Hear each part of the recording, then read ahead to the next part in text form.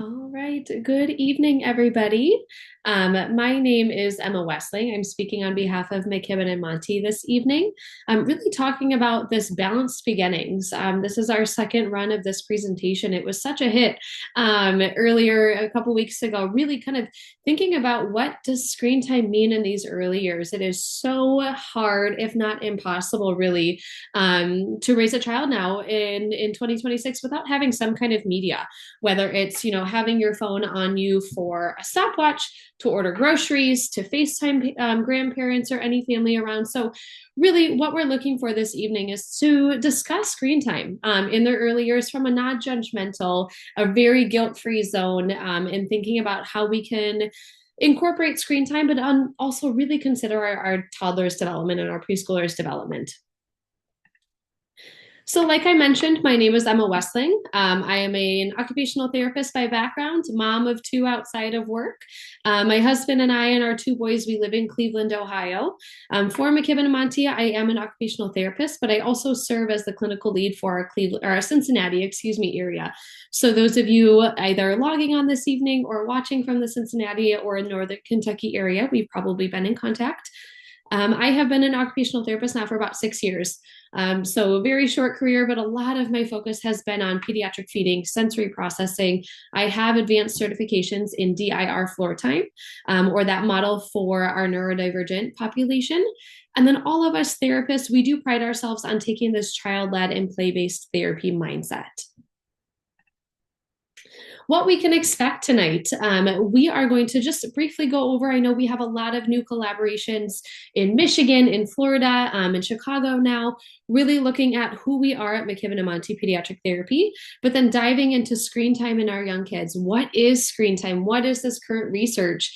Just about a month ago now, the American Academy of Pediatrics came out with new guidelines. So what does that mean? We're going to go into it. Again, guilt-free, we're going to think about what does this mean for our toddlers, for our preschoolers, even for beyond. How can I incorporate media without feeling guilty as a parent? But then also us at McKibben and Monty, we want to make this easy for families. There's enough on our plates as parents. So let's talk about a practical framework for our families that we can incorporate screen time, which feels right for our family. So again, just a little overview on who we are. We want to be very transparent. This has been a question that's come up pretty frequently in a few clients that we have started to onboard. McKibben and Monty really just serves as a valuable extension to that high quality education and care that you and your child are receiving at their daycare preschool setting. Our partnerships, we use that term very loosely. We do not have any financial ties or obligations between us or the school or the party. These are purely collaborative. We just want to serve as that resource for you and your family. Us at McKibben and Monty, we do again provide that early intervention, that high caliber, highly specialized speech and occupational therapy embedded right within your child's school day. So your family life outside of school, we don't have to leave work. There's very little disruption, if any, to your family life. We understand the value of your family life. So again, these services are embedded.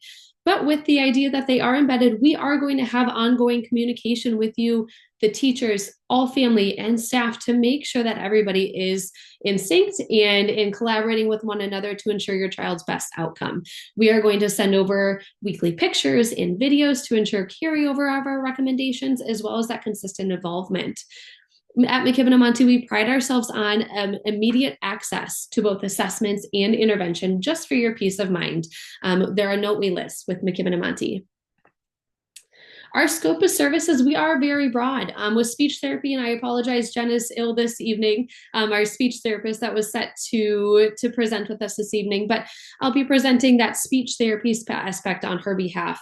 Very broad scope, everything from apraxia to articulation, expressive and receptive language delays, autism-related speech differences. And I do want to make a note that for our Cleveland-based locations, we have started exploring that ADOS testing. So if you are in Cleveland, feel free to reach out to us and we can get discussed on that.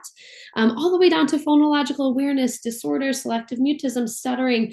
Really, if you do have concerns or questions regarding speech, we are able to support you through that.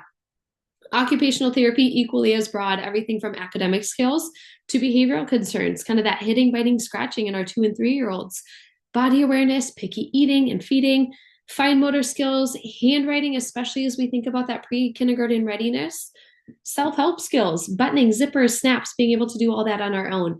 But then social emotional regulation and these social pragmatics, how do we interact and play with one another? Huge scope of our area as well.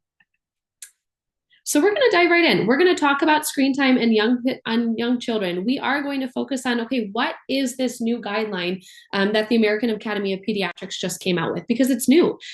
They actually have gone away with the time limits. So before there were strict time limits that were recommended per age group, those time limits have gone away. There are advisories on time limits, right, to keep it, age recommended, and they're all online there for us. But with this new guideline, there is such a strong emphasis now on the entire digital ecosystem that the child lives in.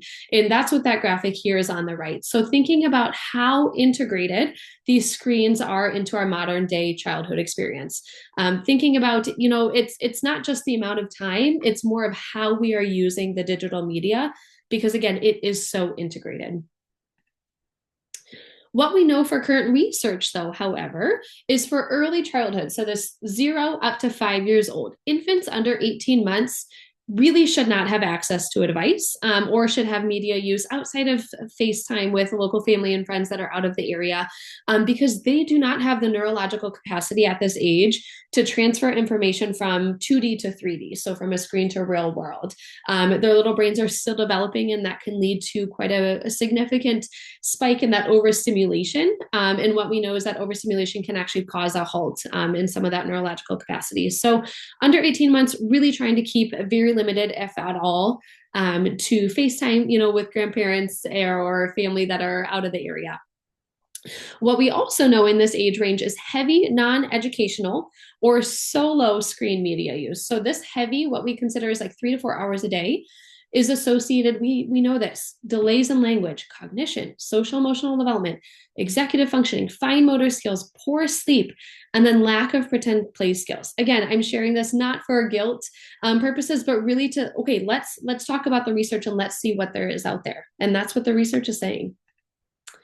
For our school age kids, if we have an older child from 6 to 12 years old, this greater digital media use, again, 3 to 4 hours a day, is increased with an increased risk of nearsightedness. We are seeing actual vision changes because the muscles in our eyes are having to focus here as opposed to looking up, looking down, and looking around in our environment.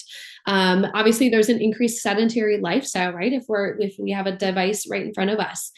Increased calorie dense foods and elevated cardiometabolic risk in this age range. Again, not to pose any guilt out there, but really want to make this current research transparent. We are also seeing lower academic achievement scores, poor attention control, difficulties with cognition. These are all implications with great, again, 3 to 4 hour per day, if not more, digital media use.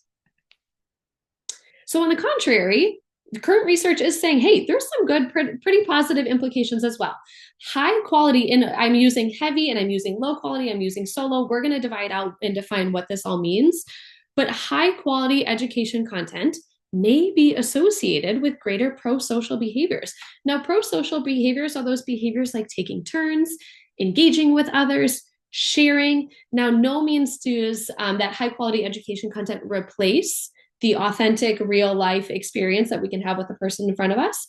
But high quality education content or even FaceTime can be associated with greater pro-social behaviors. Again, those effects are strengthened by joint media engagement. By joint media engagement, I mean that you are sitting down with your child and engaging with the device. This can look like watching Daniel Tiger together. This can look like FaceTiming grandma and grandpa together with your child. This can look like, I catch myself all the time for convenience. We order groceries on our phone. I will sit down with our 3-year-old and I said, hey, let's figure out what we need together. This is joint media engagement that we're using together. Again, this also may be associated with mathematic and reading skill acquisition when used in moderation. Again, just the current research, it's not suggestion that we use media, but it does have some positive implications as well. Okay, so what does this mean for our child's development, right? And how can we make an informed decision for our family that feels like we can make a decision without feeling guilty? That we, and I hate the term, but quote unquote ruining, right? We all think about it, ruining our kids. We are going to debunk that, and we're going to think about a guilt-free developmental informed guide for our families.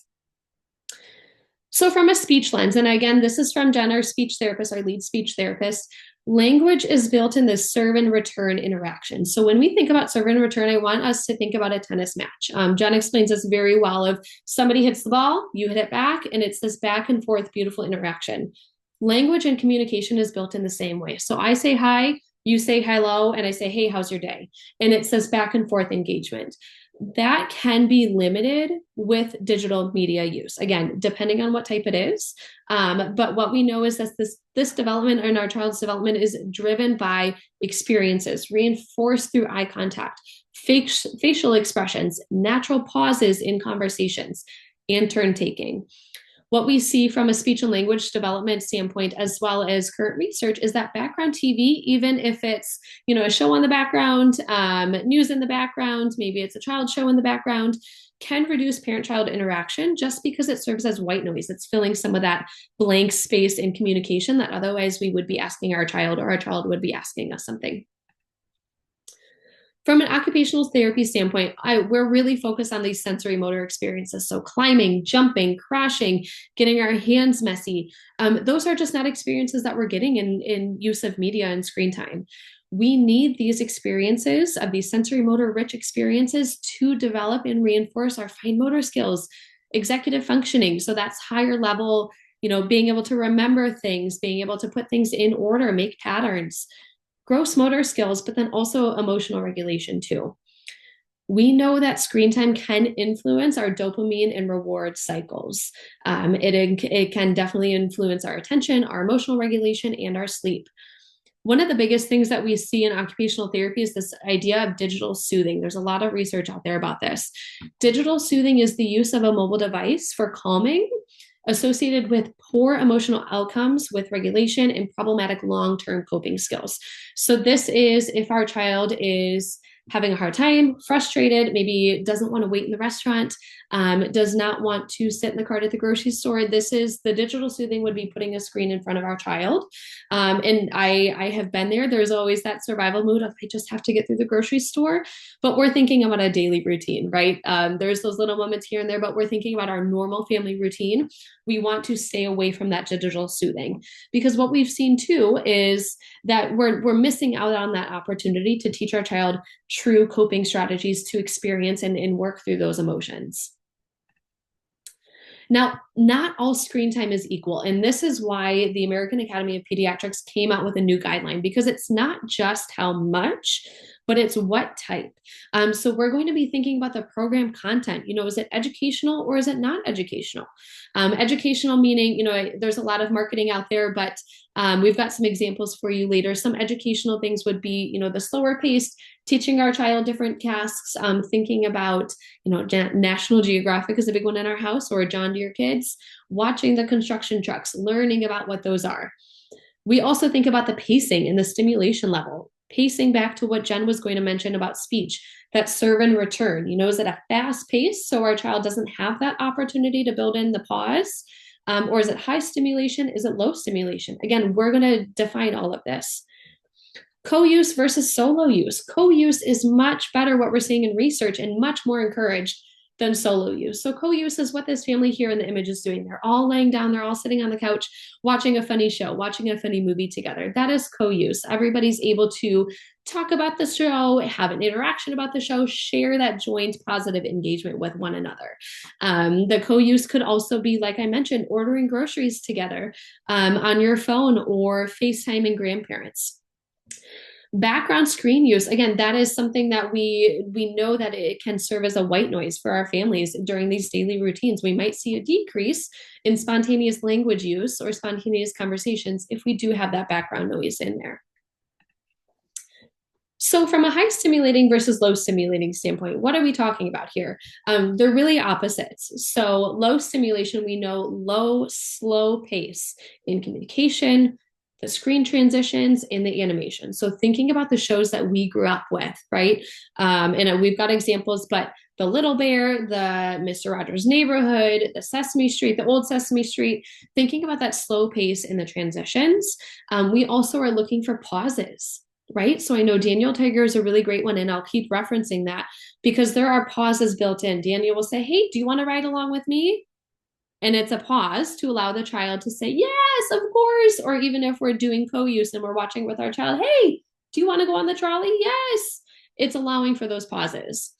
Low stimulating often means softer sounds in a steady progression of a storyline.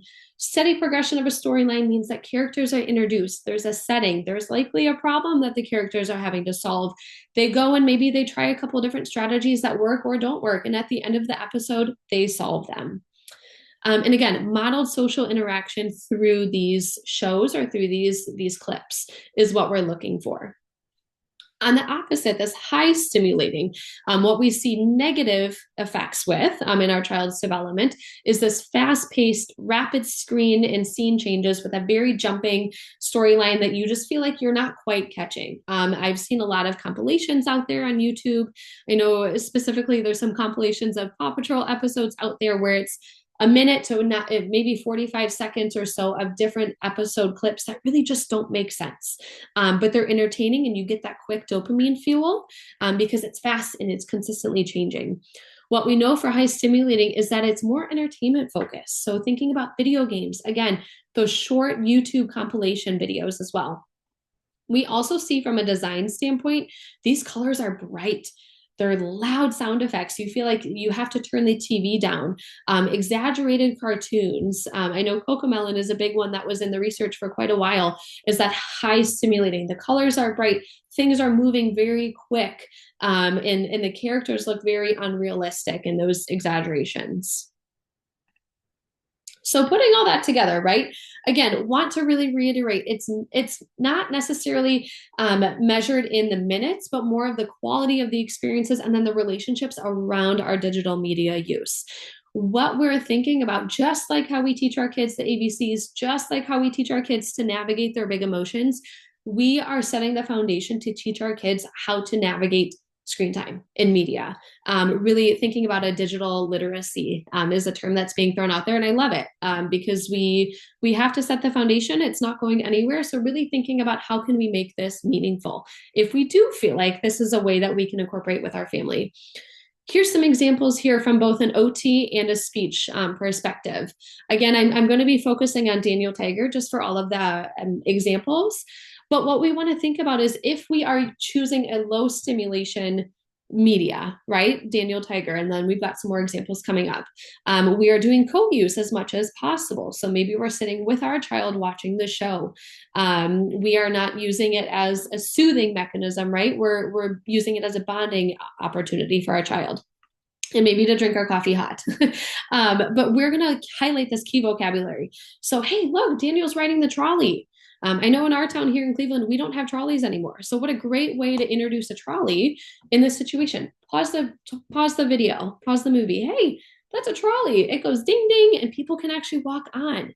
Next time we see a trolley, if we see one, I'll show you and I'll point it out and then unpause. So now we're connecting the vocabulary to what's going on. We can teach pragmatic language. I mean, this is a really big one around 3 years old.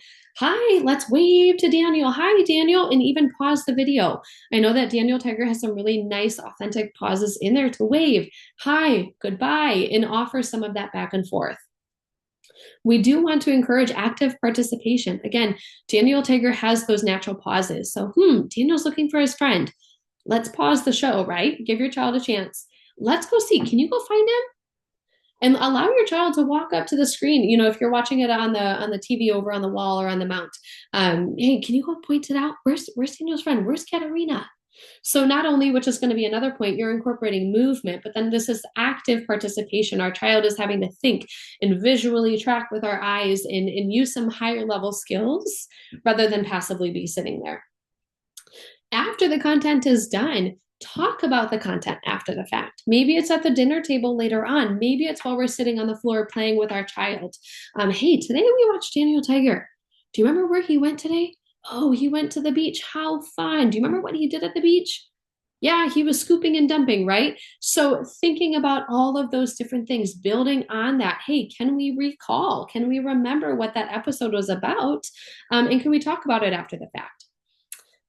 Another point, which I alluded to a little bit before, is incorporating movement. So if Daniel Tiger goes to the beach, oh my gosh, he's splashing in the water.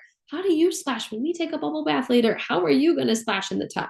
And get some movement right? Your kid, if it's anything like ours, is going to get up and pretend like he's splashing all over the place. One of my biggest things, and I know that Jen from speech therapy would agree too, is that pretend play is everything to a child's development. So if we can reenact the scene through play, that is transferring so many skills that we have learned functionally through that media and through that screen time through play. That's going to open up so many other doors and opportunities for our child. So if Daniel Tiger visited the farm, hey, let's build a barn for your cow and your horse, just like what they did, right? Or let's make a beach. Let's get our kinetic sand out and let's make a beach just like Daniel did, and replay through some of that. Pretend play is one of those opportunities that our kids in development have a safe place to trial out new language, big emotions, because it's play, it feels safe. And this is a really nice way to incorporate our screen time too. Again, from an occupational therapy perspective, acknowledging the character's emotions. Our 3-year-old really loves music. And so we love the little episode where they go to the music store. Katarina and her friend really want that triangle and they get frustrated. It's the episode where they sing, if you feel so mad and you want to roar, pausing. We've paused that. We're like, gosh, they are mad. Do you ever get mad? And talking about that. Whoa, he was frustrated. I wonder what he could do. And then allowing for a pause, talking through that. We're not trying to get rid of those emotions, right? Those emotions are valid. They are going to come up in our child's life until they grow up and well beyond. So how can we acknowledge the character's emotions? How can we tie it into our child's? And then build upon that too. But at the end of the day, what we really want to think about, we're talking about how can we use screen time and media in a meaningful way, but we always want to watch for overstimulation. Overstimulation does not necessarily mean running, kicking, jumping, kind of losing control. Overstimulation can also mean shutdown. It can also mean what we've seen sometimes is our kids will get flush. A big one is maybe our ears start to get red. Maybe 20, 30 minutes later, our child is suddenly irritable at a time where they wouldn't be. Those are different signs that we as the parents or the caregivers or the family can say, okay, that either was overstimulating, maybe that was high stimulation, maybe it was low stimulation, maybe it was the wrong time, right? Or maybe it was too much, and kind of thinking and problem solving as the parent or the family or the caregiver, how can we gauge this as far as overstimulation?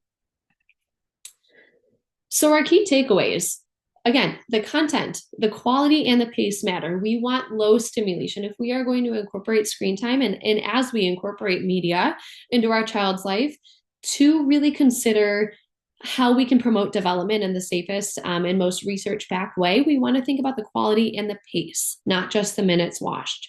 So again, those slower, more educational, interactive contents are going to be much better than that fast, purely entertainment media. Again, watching with your child is going to make that screen time so much more supportive of our development rather than watching alone, right? And I say that, coming from a parent, I say that not to make anybody feel guilty for turning on a show to quick get the dishwasher done. Been there, it is okay here and there, but what we want to think about is as we start to build this into our child's life, watching with is our goal. And again, screen time should not and is not meant to replace real world interactions like play, conversation, exploration, going out into the community. Those types of interactions are fundamental for brain development, but how can we incorporate media into that? So let's tie it all together. I know that we have some families who are logging on or watching later through the recording in Chicago. So those families may be familiar with this Communication Junction. I believe her offices and her clinics are based in Peoria, Illinois, but Communication Junction is a platform run by a speech language pathologist. She has a team. They offer in person, but then also virtual American Sign Language, classes for kids, and they're all virtual.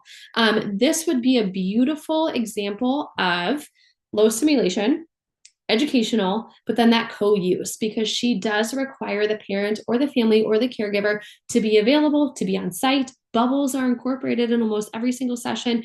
They are built on themes. So I know the toddler one is often rotating through colors, alphabet, numbers, teaching children functional signs through virtual use, but then also reading books and incorporating the family too. So that's a really nice option. No endorsement, no connection with them. I just know from a parent perspective that that's been a really nice one. PBS Kids has actually been cited from the American Academy of Pediatrics as being a really nice resource for families if we do want to incorporate screen time and media into our child's life. Again, Daniel Tiger is that great low simulation interactive one. Sesame Workshop is another one too. But we can also think about more creatively outside of shows, outside of movies. There are wonderful read aloud stories on YouTube. So if you Google your child's favorite book, right now we love Pete the Cat. So Pete the Cat and his school shoes read aloud on YouTube. There are some really nice ones that actually they animate the books. And it's a very slow animation. So you can watch that or you can just listen to it in the background. For our families that have Netflix, that Puffin Rock, Trash Track, and then Hilda is a new one that is geared more towards the older kids, kind of that school age population. The Many Adventures of Winnie Pooh is a great classic. Again, low stimulation. Same with Little Bear, and then Bluey also made the list as well. So I know that that's a lot of information. I do have some time this evening to answer any questions. This is being recorded and will be sent out to everybody that registered or is attending this evening. But I do want to acknowledge our next parent education night is actually geared towards our Florida families. Our Florida families have a really nice scholarship in the state of Florida called the Step Up for Students Scholarship. Sarah Guster, who's our HR representative, will be hosting a workshop really talking about what is the scholarship. Is my child eligible? What does this mean? That will be hosted on Wednesday, March 25th at 7 p.m. Eastern Florida time. So watch for your emails. I will send the registration out for that. But again, just want to thank you for your time. Our email address is here, info@mckibbenmht.com. Again, I have time this evening to answer any questions. I see one just came through the chat that I would love to answer. And then we can go from there. But thank you again for your time. I absolutely understand if we have to jump off to go to bath time, I will send out this recording. So I see a question, is there a site on reviewing new material as it comes out? As far as kind of the digital use or different maybe shows or movies, I know that the American Academy of Pediatrics is consistently reviewing different shows, different things that are coming out. In their guide, they have actually listed out very specific examples. Like I mentioned, PBS Kids is a really nice one that they are consistently reviewing and they support, for lack of better terms. So that would be a great resource to look into. The other question I see is any comment on a dumb phone for kids in late elementary? Dumb phone, I'm thinking kind of the contrary to smartphone. So maybe a flip phone, like maybe the Track Minute phone. That is one that my husband and I have not had to explore yet with our 3 and 1 year old, but I have a little bit of anxiety thinking about that. I've been researching myself as a mom.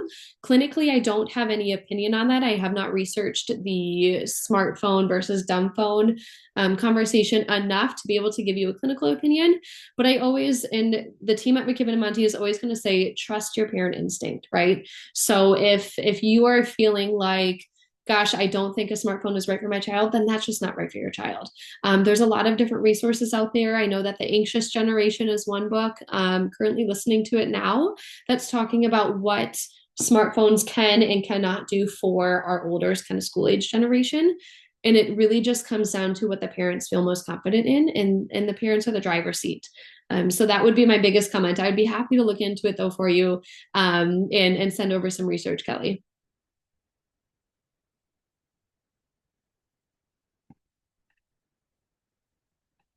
Any other questions or thoughts?